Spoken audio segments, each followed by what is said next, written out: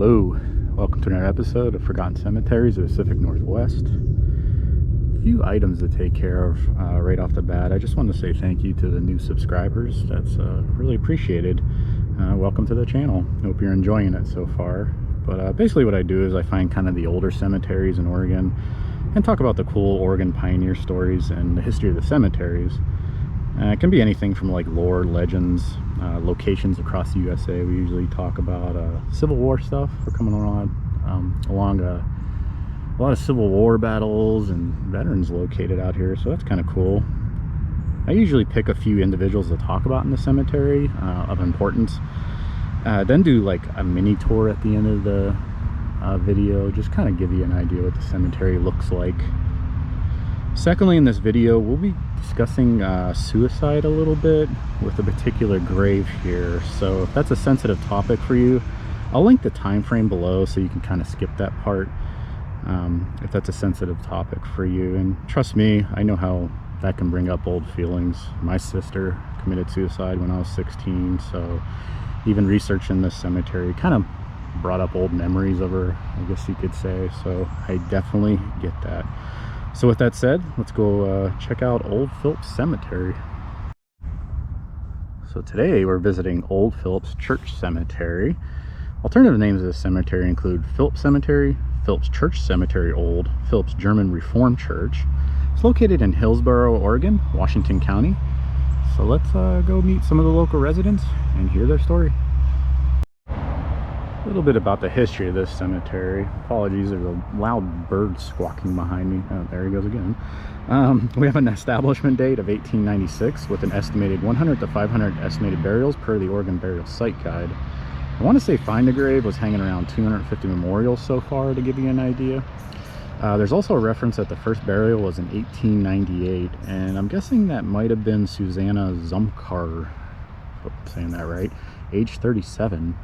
The land was donated by Elder John Conrath in March of 1882. The Phillips Church was built in 1898 and cost around $430 during the time, plus 98 days of donated labor. Hopefully, if I can make the picture look nice, the church bell was given by Eliza Schutler in memory of her daughter, Anna, who was killed in an accident near the church, with the request that it be rung each year on the date of the accident. We'll talk about this missing mystery bell and Anna later. I kind of got a little lost in history, I guess. I couldn't really find much, but I'll talk about it later. In 1938, the Old Phillips Church burnt down. There was suspected arson because churches in this area during this time were being burned down for some reason. However, fortunate for us, the cemetery survived. After the church was destroyed, the bell was donated to Pacific University in Forest Grove, allegedly, and I'll talk about that later. Luckily for the churchgoers, they could still report to Helvetia Church, which was built in 1899. This cemetery is maintained by the Helvetia Cemetery Association. From my understanding, Helvetia was heavy on the Swiss and German immigrants. Also had to translate some of the German write-ups on their obituary to English, so thank you, Google. Our first stop is Caroline Hunger, who was born in 1821 in Poland, I believe. Again, translating was a bit of a challenge since there was a lot of German write-ups on them, so Google was really helpful for that, FYI. Sometimes when I can't find any info on the individual, I'll start clicking on family members, and sometimes you can see an obituary. It'll have a whole bunch of information in there at times. But I did find out that Caroline's husband, Johann Michael Hunger, is not buried here. He immigrated with his family in 1875 to Volhynia, Ukraine, which is a town apparently that has changed hands ownership-wise several times throughout history. It's pretty crazy to read about. Has a really cool castle, though, and I guess that the Princess of Volhynia once held a seat there. Unfortunately, it appears Johann died of cholera in 1884 at the age of 54. When I looked up the cemetery he's buried at in Ukraine, it had zero information, just 2 memorials and no pictures on the map. I did find that Caroline would leave Volhynia sometime and come to the USA, but I'm unsure on an exact date, unfortunately. And our second stop will be Ulrich Fuegi and his wife Louisa Gfeller Fuegi. Ulrich was born in Switzerland in 1836. He would immigrate to Holmes County, Ohio in 1862, then moved to Iowa in 1867, and then is listed as moving to Kansas with his wife, shown here, Louisa. She's kind of an interesting family history. She was also born in Switzerland. Her maiden name is Gfeller, which has about 600 years of family history behind it. In the Swiss dialect, the last name Gfeller means lucky man, from what I read. So Louisa's journey to Oregon starts with her family, Peter Gfeller, who was born in Switzerland in 1809. Reading up on him, he was known as a great and effective teacher back home. In 1853, Peter applied to immigrate to the USA in March of 1853. Peter and his family, which included Louisa since she was born in 1849, traveled to Belgium first, which was apparently like a 300-mile journey back then. So around this time frame, the family would board a ship called the Robert Stewart in late April of 1853, which was a 180 by 36 by 18-foot ship. The ship was well known for ferrying immigrants to Savannah, Quebec, New York, and Charleston during this time. This trip will be a 3,600-mile, 38-day voyage. Thankfully, it stormed the entire way, apparently. They would then cross the Atlantic and land in New York May 29th, 1853. Louisa's father would purchase a 148-acre farm in Dunkels Grove, Illinois, which is close to present-day O'Hare Airport, apparently. At some point, they would move to Iowa along the Des Moines River that had a log cabin with 200 acres of land, and I guess that log cabin is still standing till this day. I'll try to find a picture. Sometime in the 1860s, Louisa's father bought railroad land or something along those lines, and the entire family eventually moved to Kansas in 1875. However, Ulrich and Louisa would say no thanks to Kansas and be pretty late arrivals to Oregon, landing here in 1882. They would have 14 children together, so must have got along pretty well. And here we have the King of Peaches, I believe, if my research was correct. I couldn't really find a final answer, but this will be the Grossen family, more specifically John Grossen, who I think is the OG of the family, and I believe he was born in 1836 in Switzerland. I did find a farm around here called Grossen Peaches LLC. Unsure if there's a relation, as the history link on the website was just kind of a general interview with the current owner with no like pioneer names mentioned. I tried to contact them and they never got back to me. I was like, hey, is John Grossen like the original starter of this? Just basically that, because a little bit of history around here would be cool to know. However, that farm was established in 1885 and they used to grow apples and pears, tried tomatoes and milk, and they couldn't really compete, so apparently peaches were the niche for them. So here is Gustav Albert Meyer, only 17 when he died. His parents came from Germany and landed in the USA in 1873. One of the reasons I wanted to stop by his grave is I wanted to point out some more symbolism in my videos, because A, I want to learn more about it. The more cemeteries I visit, I'm like, I wonder what that means. And B, there might be some viewers out there wanting to learn more, or just correct me in general if I'm saying something wrong, so we could all kind of learn together. I've noticed on this grave particularly is the finger pointing down, and I've noticed at other cemeteries that the finger was pointing up, so you can kind of see that guy up there kind of going like that. The finger pointing up typically represents hope for heaven. The finger pointing down doesn't necessarily mean you're going to hell or damnation, from what I read. It's more used for like an unexpected death and God reaching down for the soul. Being that Gustav was only 17 when he died, and kind of unexpected, I'm guessing, this is most likely why the finger is pointing down on this gravestone. So before we talk about our next story, I want you to get an idea just how far away they are. So here's the main plot right here, and this is pretty much the front. And then way over in the corner, I don't know if you could see it, there's a lonesome headstone over there. We're gonna go visit that and talk about that story and probably some speculation perhaps, but yeah, just to give you an idea how far away it is. And way in the corner, all by himself, is Joseph Marock. I gave you that shot of just how far away the main plot is from his headstone. I asked Helvetia Church about this, among my other innocent questions about the origin of peaches, and just innocent things. But I did ask about Joseph, and they just said, you know, it's just for the privacy of the families, we can't share any information. So I just kind of said, all right, man, fair enough. Now, we mentioned that this is a religious cemetery. It's got strong ties to the church. I did come across a paper from 2007. I won't say the title because it'll give away what we're about to talk about, but it talks about special burial practices of religions and societies. And it was written by a student named Anna Sorensen, and it was their senior project at the University of Wisconsin. And I'll put it down in the description so you guys can read about it all. And if you're interested, one key sentence that she wrote that caught my eye, she states that typically when an event takes place, special actions are taken to differentiate that burial from natural causes. Often one of the treatments is outside consecrated ground or just outside the cemetery, or more specifically in the corner of a cemetery. Well, Joseph's headstone can't be any more obvious here. One of the core reasons for this treatment from my readings was suicide. This particular headstone got a little weirder the more I looked into it. Someone reported that there was black candle wax and one red candle on top of Joseph's grave during her visit, and there is black candle wax on top of the grave right now that I noticed. So of course I had to dive down another rabbit hole because I want to know why, I want to know the meaning, and that's one of the fun things about this channel. So let's start off with the meanings of candle colors. Now I looked up the pagans, the Catholics, and spiritual magical meanings. There's a whole thing out there of this, and if anybody's got any recommendations on their own interpretations, feel free to comment, because I think this is one of those, depending on your source examples. An example would be like hoodoo, it means XYZ. Now some were very similar in the meaning of a black candle.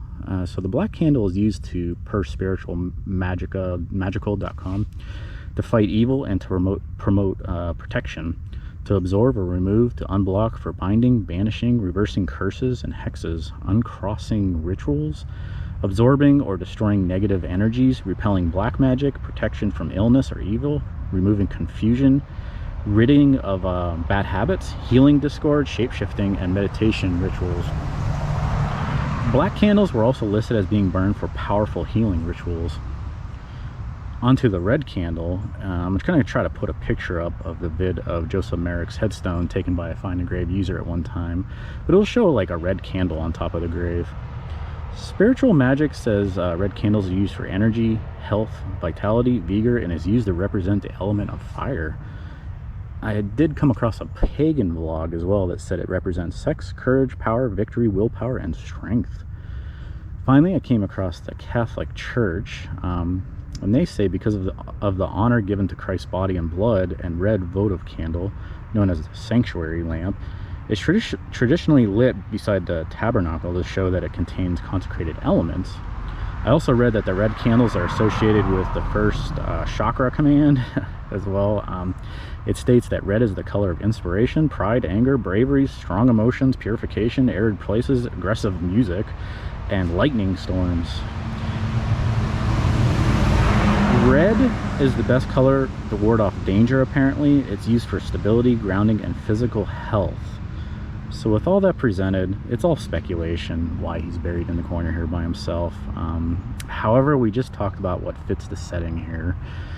Wherever Joseph Marock is, I hope he's found peace. I did do some more digging and found out that he had a sister buried at St. Joseph Cemetery in Grossen.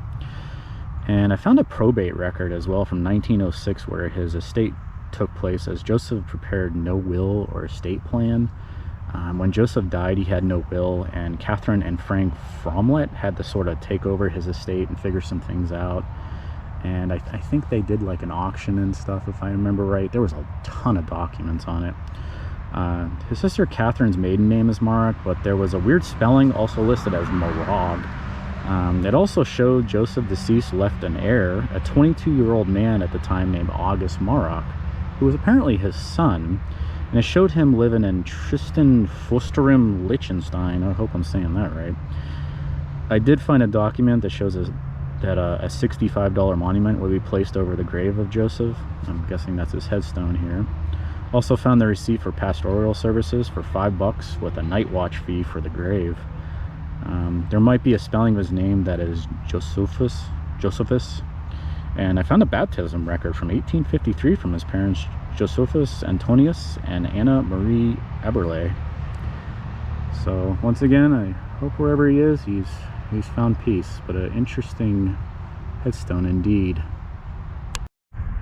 Our final story is the missing church bell here. So if you read the Helvetia Community Church website, they specifically state the Phillips Church was built at the cost of $429.40 plus 98 days of donated labor. The bell was given by Elijah Schutler in memory of her daughter Anna, who was killed in an accident near the church, with a request that it be rung each year on the date of the accident. After the church was destroyed, because remember we talked about arson was suspected in this area, there was a lot of burning of churches, and I was trying to find out why, but it came up empty. But after the church was destroyed, the bell was donated to Pacific University in Forest Grove.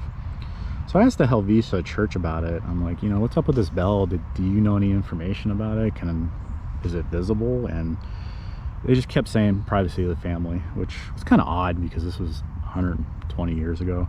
But I then reached out to Pacific University, who were awesome. So thank you, Mike and Eva, who were very nice to look in this super secretive bell here. And I get the feeling that they might not come up with something because they kept saying that they didn't have like a church bell of that magnitude in their collection.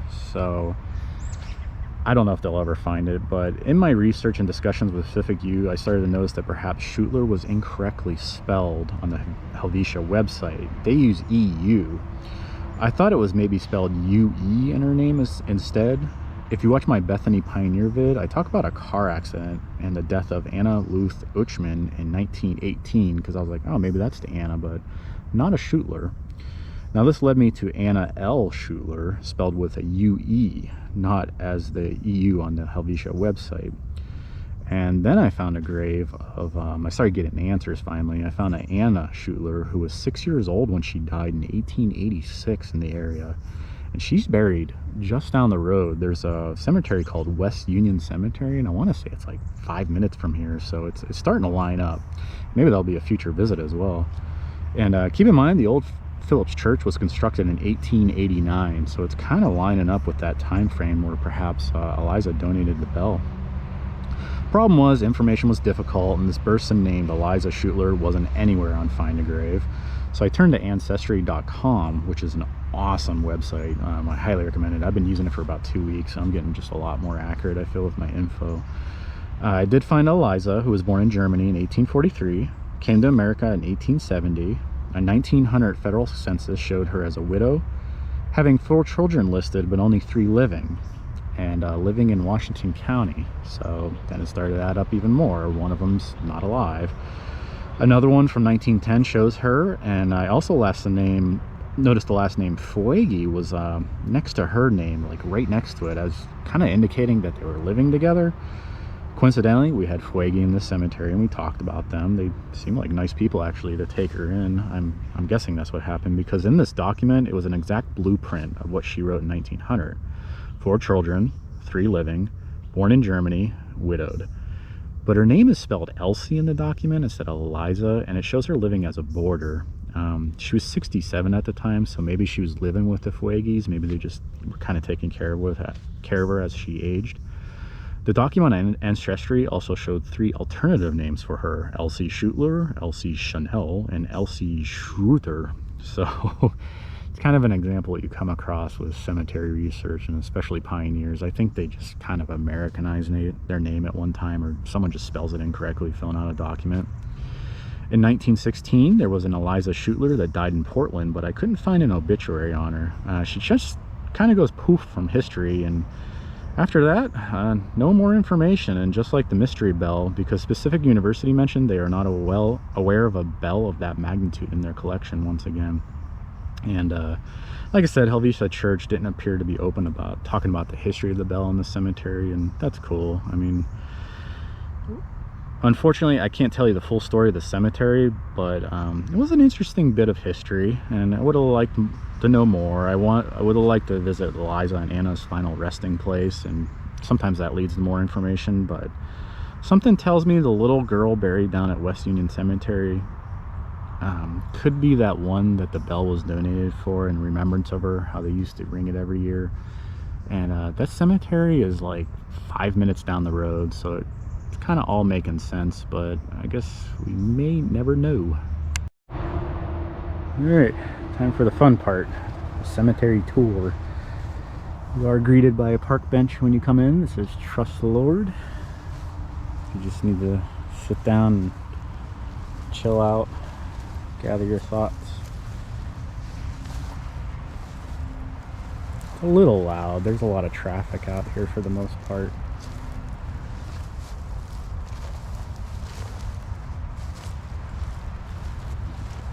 But parking wise, there's no parking. There is a gate over there, but I didn't open it. But there's like a little patch of gravel over there where you can park. Probably room for one car. This is probably one of the more unique headstones in the cemetery. All other information on there. That's pretty cool.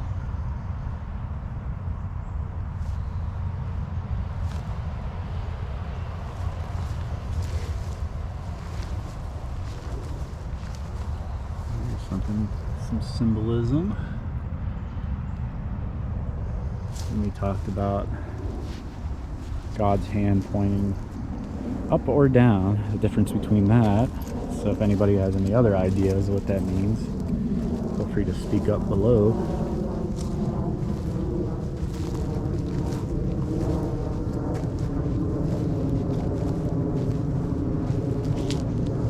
What the heck is this? A park bench with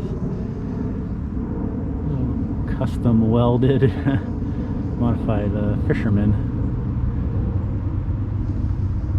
Oh, that's cool. John Deere tractor. I'm guessing a farmer. Just a hunch.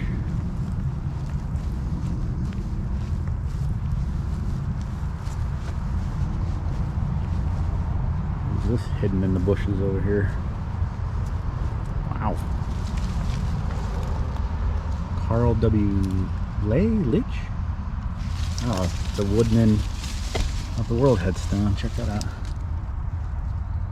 We talked about this in my other videos, and this one's really pretty.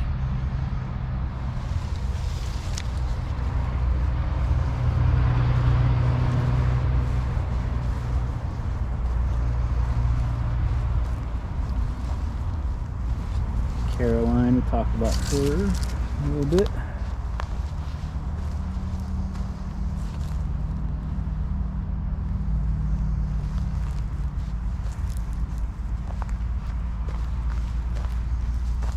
Overall, pretty well organized cemetery. Like you can kind of see row after row.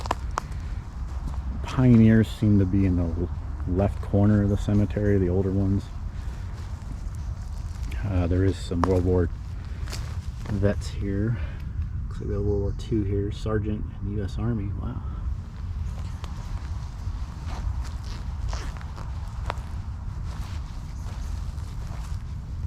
Check out these three guys here. Oh boy, I can't remember if I read that. Wilhelm Kane? Got like a little steeple design on the top. I wonder if that represents the church. And this one's really wore down. I can't read anything on there. They look like they're just gonna fracture it any moment. It's probably because of the lichens and moss maybe penetrating the concrete. There's Fuegi. Seems to be a popular last name here.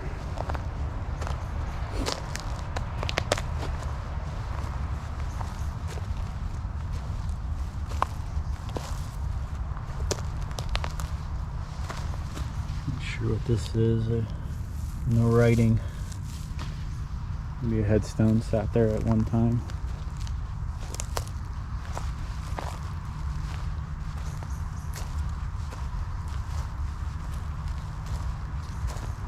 I also meant to look this up because it looked like another representation to religion with the vines and wine.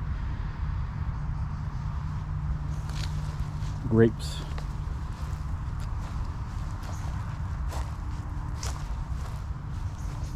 here is Gustav's headstone. We'll get a better look at it. There's a lot of writing down there. I can't read it, it's in German. Once again, the finger pointing down, representing God reaching for the soul, apparently.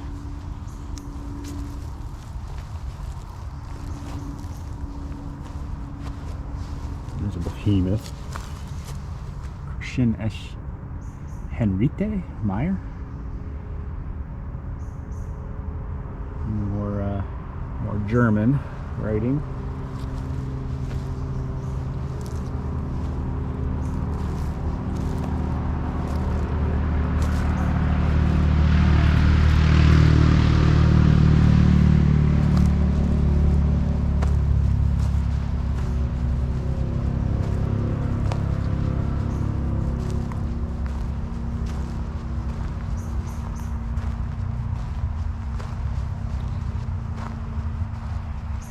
Overall, pretty clean cemetery, well kept. I have to say, Helvetia Church, who I believe is taking care of it, is doing a good job.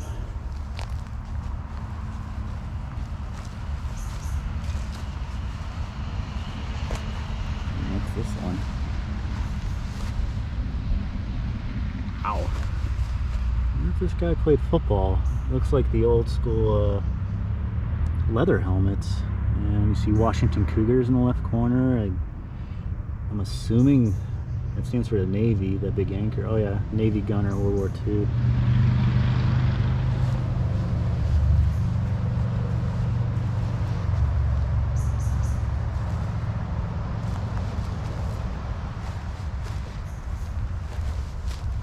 Hoffman, I feel like I've seen that name before a lot.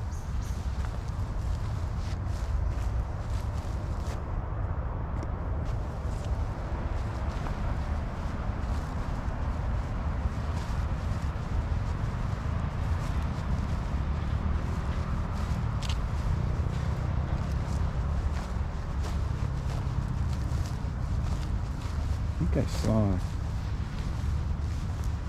Chinese last name over here. Let's go see if we can find it.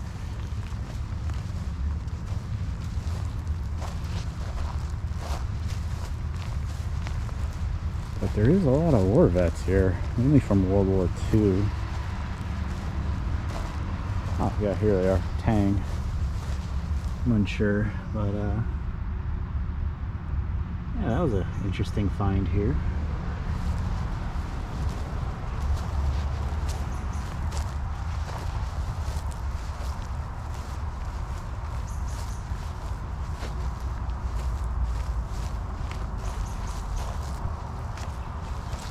Let's see if we have anything interesting in this corner.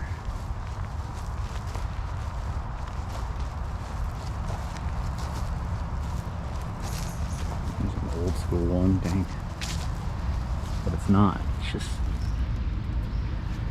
whatever material it is. Berger, I've seen that last name quite a bit. That seemed to be an important name in this cemetery.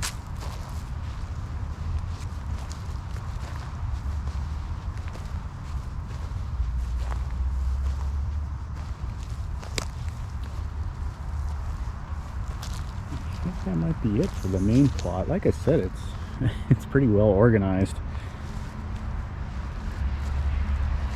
And to give you an idea, let's go visit Joseph way in the corner by himself.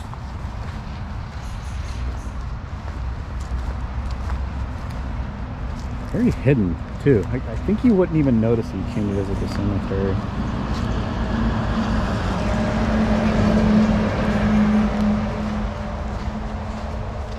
The headstone kind of blends in with the wildlife over here.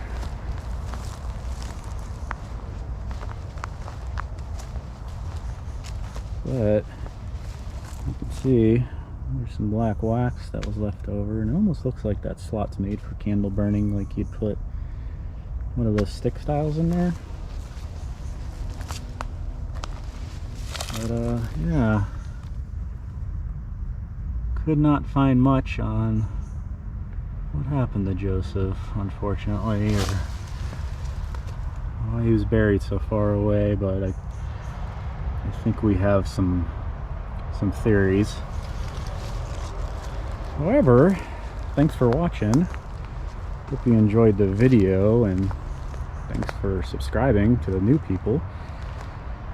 If you have any recommendations on other cemeteries to visit in Oregon or even like Southern Washington, feel free to recommend below. Hope you enjoyed the video and have a great day.